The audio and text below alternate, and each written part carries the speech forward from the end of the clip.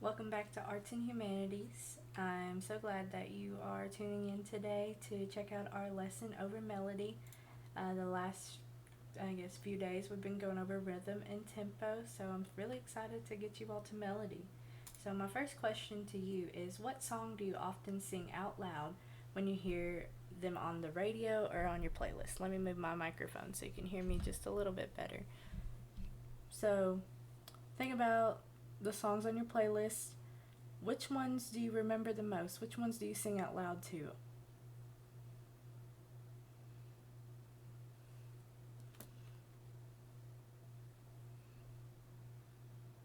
So for me right now, I have the song In the End by Linkin Park stuck in my head. So I'll try to hum it. It might be really bad, but.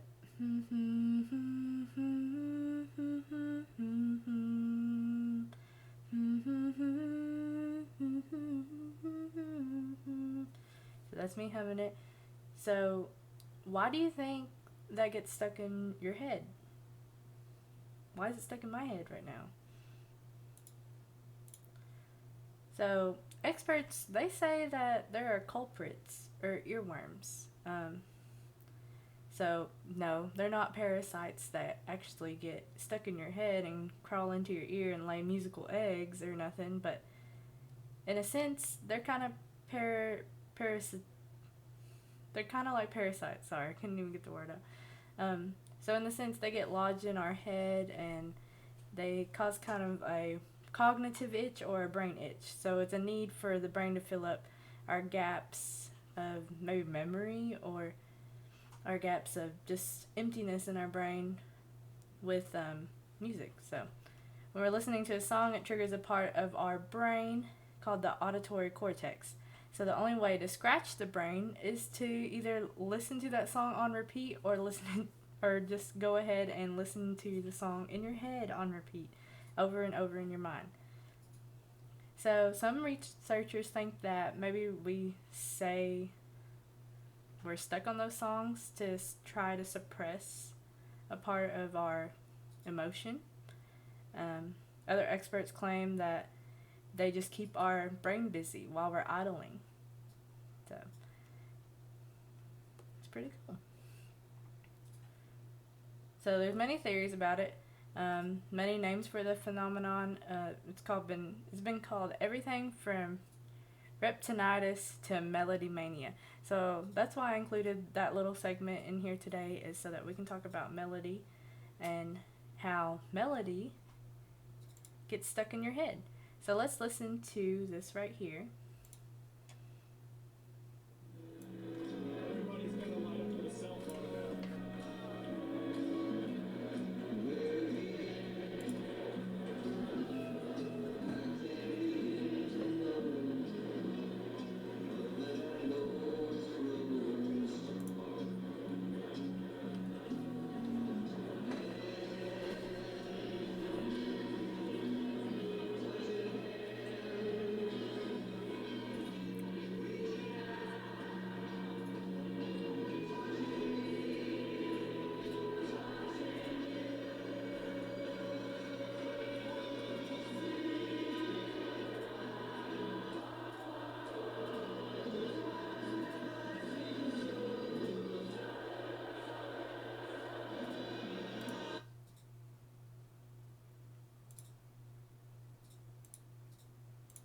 So, why do you think that little segment, Sweet Caroline, bum bum bum, good times never felt so good. Why do you think that's the most catchiest part for. Oh, I'm sorry. I just gave away the answer. I was going to say, why do you think that was the part that the whole crowd sung the loudest? Because it was the catchiest part. So, let's move on. So, melody is often the music a listener sings or hums after listening to a song. So here we go. Sweet Caroline. So the melody gives the song its basic identity, and it's created by placing different pitches and rhythms in succession. So here we go. Right here's our rhythm. So we got a half note, we got a quarter, we got a dotted eighth note. We didn't talk about those, but they do exist. So basically what they do is a dotted eighth note takes up 3 16th notes. We got a 16th note here. It's tied, so that means that it goes on to the next note, and then that's a half note. So we have Sweet Caroline, bum bum bum. So right here's the bum bum bum. So that's our melody for Sweet Caroline. So let's take a look at some other melodies. I'm not going to play too much of these, as you know, because we have a time limit on YouTube. So once you take a look, I'm going to skip just a little bit ahead.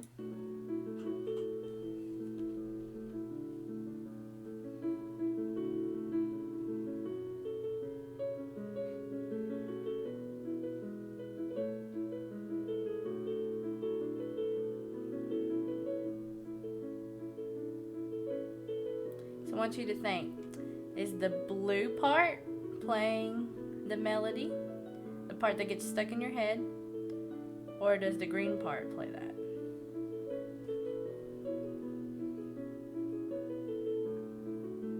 And I'm looking at my monitors, so if I'm like always looking in a different place, I'm looking at my monitors.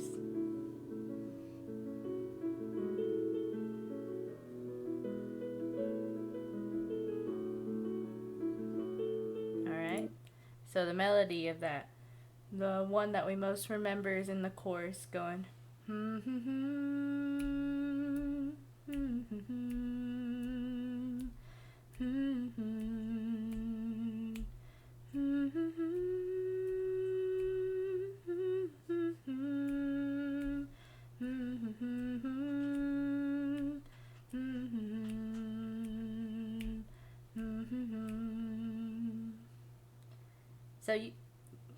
So it's cool to think about music without just thinking about the lyrics, because underneath, that's what's making us like what we're hearing. We're hearing the notes in succession. So your answer should have been that you got the green part as the melody. Let's take a look at this video. We're going to skip a little bit ahead too.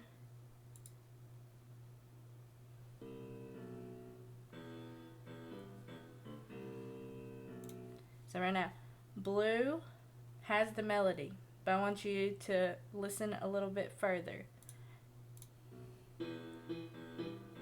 Blue still has the melody.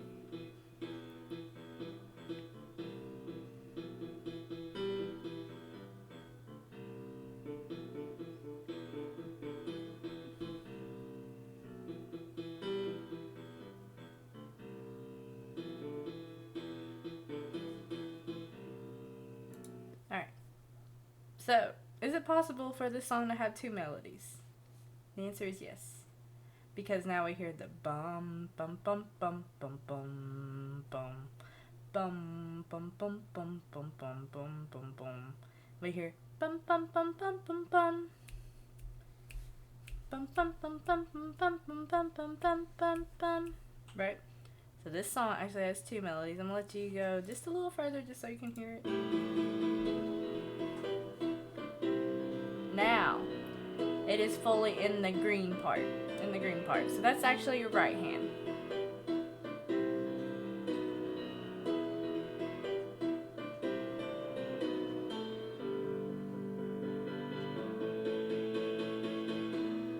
And then back in the blue.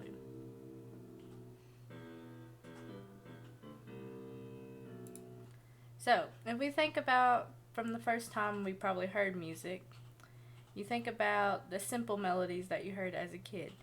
Those would probably be nursery rhymes, correct?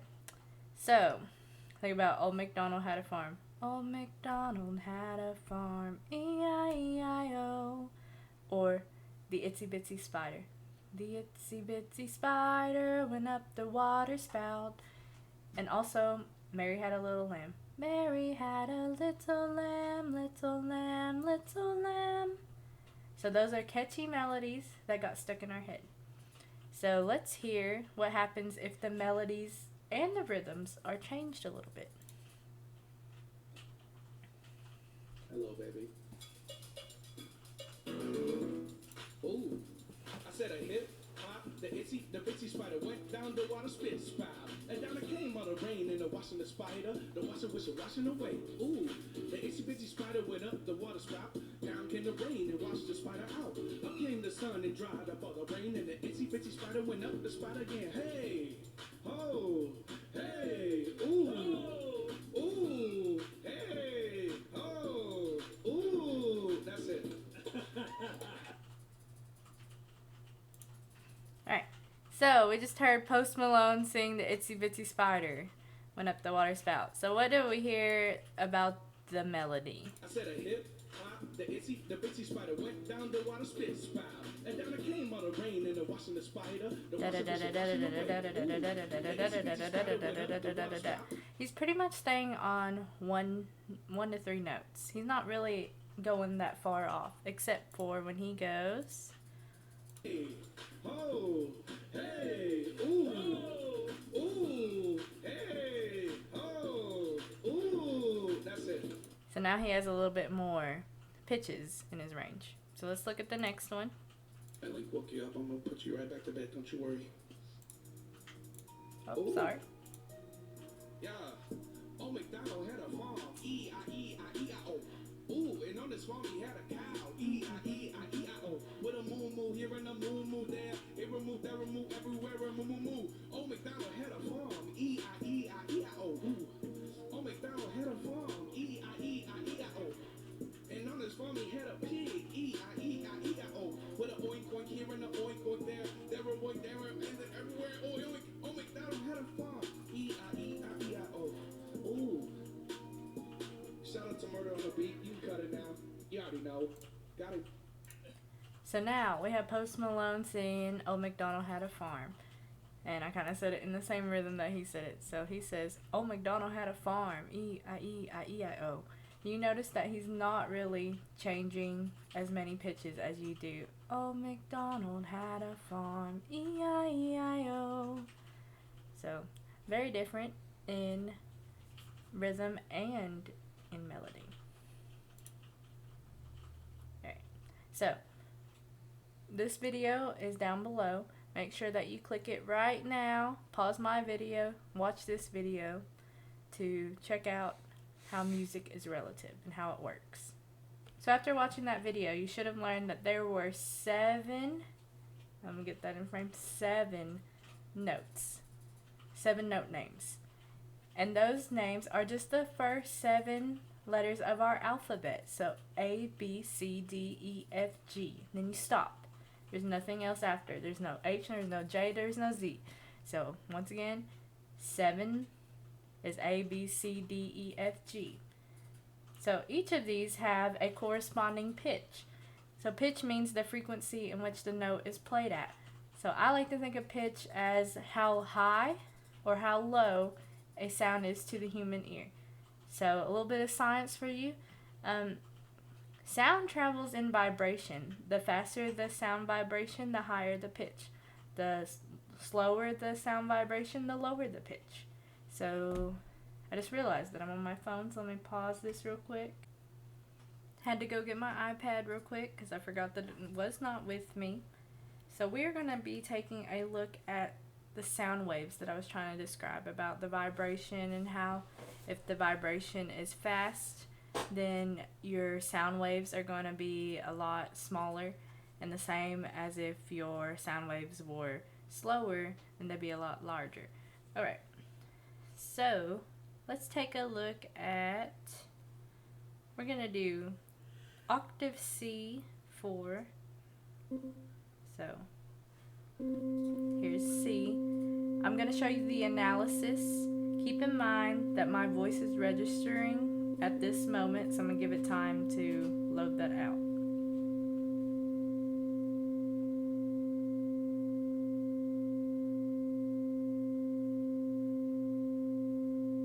So that's right here. And then this is me talking. I'm disturbing the wave. So this is the constant C that you should be hearing. Alright, we're going to stop that. I'm going to show you the C at octave 6 Now you should notice that the sound wave it was about this high. Now it's probably going to be about this.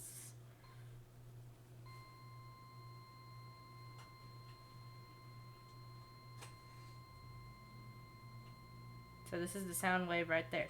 Notice that my voice is deeper than that pitch that's being played, so therefore my waves are a lot larger. How is a musician supposed to know where a pitch is at? Or how do you write down your music to let other musicians play it? Well, the first thing you need to know is our framework of music, and that is the staff. So the staff is where we write all of our notation.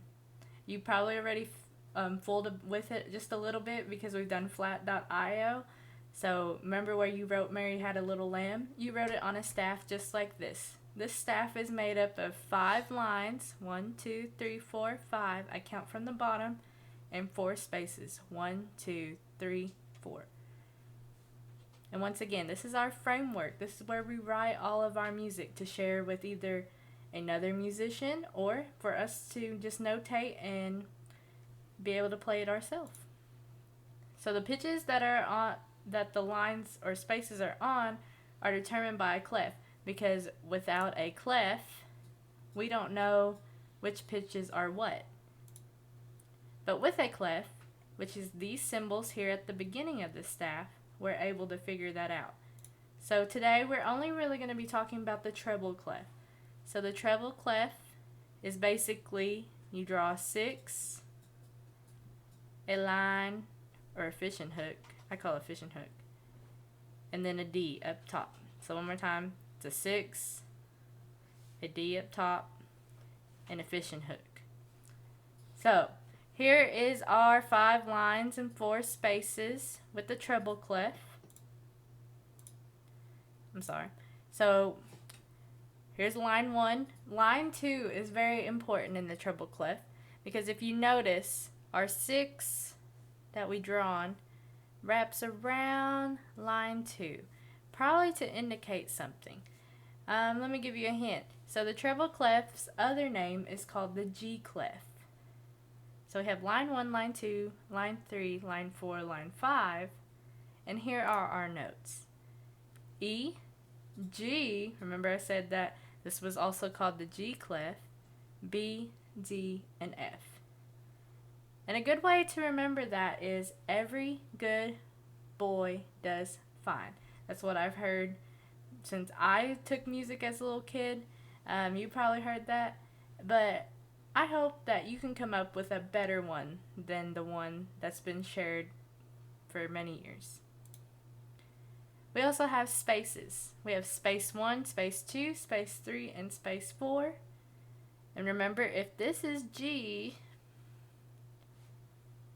then this should be the next letter in the alphabet, which is A.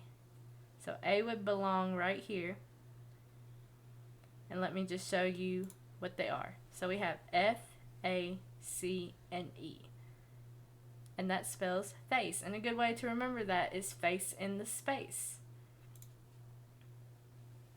So let's go back through. We have E, G, B, D, F. So let's just think that all of these are filled in. So we have E, then we'll have F because that's the next note in the alphabet. Then we'll have G. The next note in the alphabet starts over at A. Then you have B. Then you have C. Then you have D, E, then F. So what happens when we run out of space? So luckily someone thought of this for us. What happens is that we include a ledger line. So a ledger line is a line that we can draw to show notes above or below the staff. So here are our ledger lines. They also have spaces. So here's the last line, the 5th line of our treble clef staff. Then we have a ledger space. I drew this ledger line right here. That's how I got this space. I drew another ledger line here, creating this space. And the same thing happens below. So I drew a ledger line here, so it made this space, and then I drew one right here, and it made this space. So how do we know what those notes are? Well, I just kind of gave it away. So, if you remember, this is every good boy does fine. So really all we have to do is follow the alphabet even more. So we have F here. So our next space should be G. Our next line should be the next letter in the alphabet, which remember starts over. It doesn't go to H, it goes to A, then B, and then C. Then down here, we had E as our first line note. So we have E, then we just go backwards.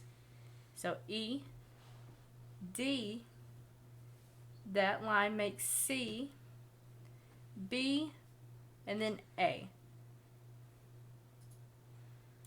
So here it is shown. So G, A, B, C, D, C, B, A. So here are our mnemonics for treble clef one more time. Every good boy does fine. Remember that starts from the bottom, goes all the way to the top. Then we have face in the space. Again, starts from the bottom, goes all the way to the top. So here we go. This is relating our treble clef notes to a piano. So remember, this is our ledger line C. Remember, a ledger line is a line that we can draw below or above the staff to show notes below or above. So here we go. C, here's C, D, E, F, G, A, B, starts over, it's C, D, E, F. So a good way to remember where C is, I think of finding D, because D is in the middle of the two black keys. So if I can find D, I know where C is, I know where E is, I know where F, G, A, B, and I can find any note. So, accidentals. Sometimes it's necessary for us to lower or raise the pitches to make them fit our melodies. This is shown by using some of the symbols. So we have sharp, we have flat, and we have natural. But before I discuss this, I want to go back. So, what it means by lowering and raising a note is that we're going to take a note such as A, and we're going to lower it by just a half step. And I know that you're thinking, but what is a whole step? Let me tell you right now. So a whole step is basically us and the alphabet. So C to D, that's a whole step because it goes 1, 2. So 2 half steps to get there. So D, it's going to go 2 half steps to get there. The only exception right here, E to F, is not a whole step. It's a half step. And I had a professor once, and he taught me as these are hills, this is a creek. So these are hills, this is a creek. So for our hills, that's a whole step. For our creeks, that's a half step. So right here, F to G would be a whole step. G to A would be a whole step. A to B would be a whole step. B to C, that's a creek right here. That'd be a half step. So here's what happens with accidentals. Say we have the note A, and we'll go back to the screen. A, let's say A is sharp. There's this symbol in front of it, so that's gonna raise a note. Wow, thank you spelling. by half of a step. I promise I'll fix this after our presentation. So it raises a note, not a knot, by half of a step. So if I was at A and I needed to raise it half a step, we're going to go up the hill, but we're not going to go down the hill. So we're going to go up the hill, and this makes our note A sharp. Let's go back to A. Again, we're back to A. And we need to be A flat. And a flat lowers a note by half of a step. So remember, it's not a knot, it's a note. Lowers a note by half of a step. So let's say we're back on A. A needs to be flat. So A needs to go all the way back to this hill, back to the top of this hill. So A runs all the way back up this hill, and that becomes A flat right there. So remember, I said that they only travel in half steps. So A will travel all the way back up this hill, but will not go all the way down. And then we have natural. So say that you had A sharp. So A sharp. And then you see a natural sign in front of it. Then you would return back to A. So that one's pretty easy. It just cancels out any accidentals that you have. So here we go. Here's my example. So here we got A. So I put the pink dot here so you know where A is. Remember, if we want to go to the flat, the A flat, then we go back up the hill and we have A flat. We go back to A. This cancels out any accidentals that we had before. And then we can go to A sharp, which is climbing up the hill, but we don't go down it. Hope that makes sense. If it doesn't, definitely inbox me. So now here's what you got to do. You need to go practice the treble clef. So how you're going to do that is you're going to go and do a Codebreaker for me. So let me see if I got this pulled up over here. You're going to go do this Codebreaker. I have already done the first one for you. What you're going to do is you're going to type your answer in. This is the treble clef, not the bass clef. Use your Canvas modules and your notes in this video to help you identify those notes. Don't go on Google. There's no point in you going on Google. I already got everything right here in the course. So, what you're going to do, I'll help you with this one. This is a ledger line. Remember, I said that a ledger line is those lines that you can write above or below the space, and they kind of just are an extension of the staff. So, right here, you have E on that bottom line. So D would be the space. So what would be on the line? That would be the letter before D. So you'll just click right here. You'll type in the answer. And then you'll be done. That's not the answer.